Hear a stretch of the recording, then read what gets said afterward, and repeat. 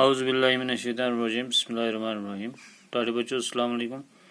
आज शोत्र की topic getting to know plants class 6 तक topic chapter number 7 subject science. अमिच एक्सरसाइज पार्ट कोर वो आज एक्सरसाइज पार्ट नंबर 2 गोडनिक्स पार्ट्स मज कर 7 क्वेश्चन। आज करो 8 question number 8 is it possible for you to recognize the leaves without seeing them?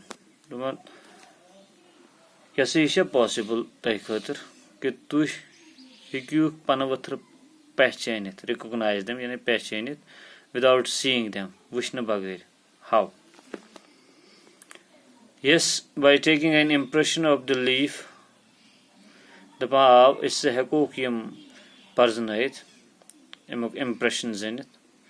But put paper on the leaf, hold the pencil, dip sideways and rub it on the portion of the paper having a leaf below. You get the impression of leaf with some lines on it. This can help in recognizing the leaves. Es kit ka heko ye recognize karit without seeing it. Es ano paper ak ये leaf यह थवन papyrus तल पन वथर थवन papyrus तल paper थवस पे pencil आनो pencil सत करो रब पिट किन ये पिट किन रब कोर यह पन वथर शक्ल यह खस अत पेपरस तल गो हेको तिथ कन रिकॉग्नाइज कर कि यह पन वथर कम कुल्युक ओस।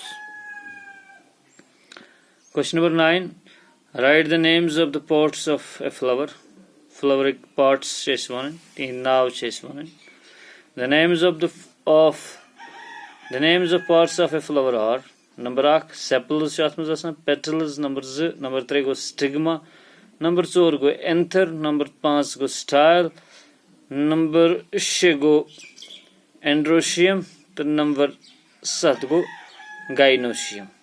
गो यमस flowering parts तुम 7 गोडनिक गो सेफल, दुयम गो पेटल, त्रीम गो स्टिग्मा, चूरिम गो एंथर, पांचम गो स्टाइल, शीम गो एंड्रोशियम, सतम गो gynoecium. Now question number 10 which of the following plants have you seen? Of those that you have seen, which one have flowers? Grass, which one have flowers? Which of the following plants have you seen? यमो बुनकिन की plants दित मज कुस तय वुचमुत। Of those that you have seen, which one have flowers? यम तय वुचमुत छु यमो मज तमो मज कथ पोश नेरान। ग्रास छु, मेज छु, वीट छु, चिली छु, टमाटो छु, तुलसी छु, पीपल छु, शीशम छु, बैनियन छु, मैंगो छु, जामुन छु, गावा छु, pomegranate, papaya, banana, lemon, sugarcane, potato, groundnut. Answer: we have seen all these plants. Assume sari plants wishmit.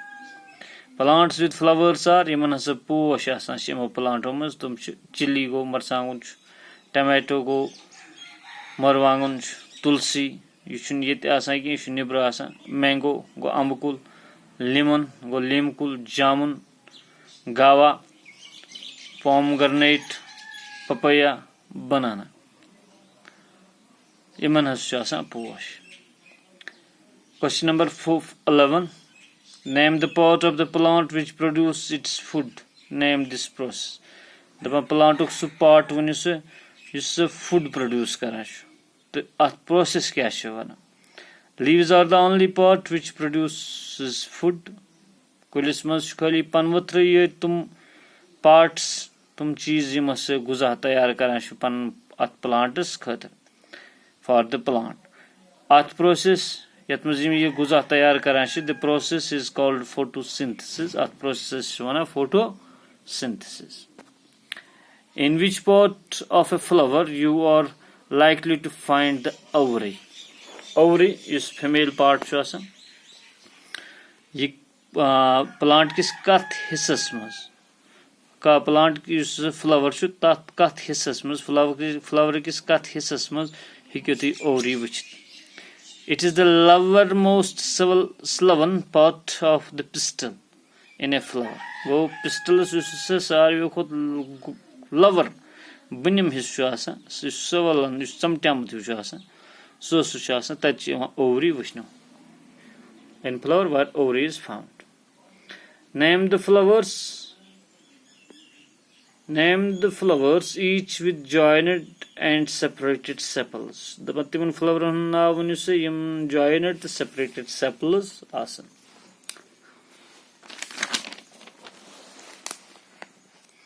Joined sepals छ आसान rose तो lotus मज.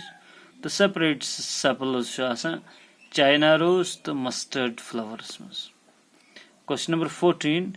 Give the technical names of Asian technical names one. Baby roots के technical name the baby shoots के technical name. The technical names of baby root go radical चात वना. The baby shoot achuna plumule. B pot. Question number 14. Name 2 roots modified for storage of food. Don root on now वनु.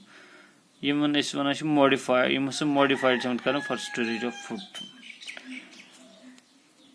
Names of the roots modified for storage of food are sweet potato, carrot, radish, gogu, sweet potato, gazer, iman roots they are modified as storage of food. C part, question number 14. Sweet potato is dash dish and potato is dash dish. This is a sweet potato. You should root. This potato that is stem. For sweet potato that is root, and this curly potato that is stem. So stem.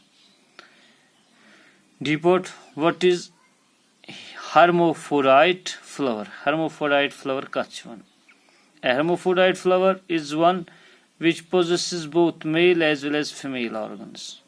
Hermaphrodite flowers is that flowers wana yat maz dunway asan male te asan the female organs te asan that is wana hermaphrodite flower. It's it makla wasi chapter. Inshallah subhastalo is biak lecture. View khudai sawal.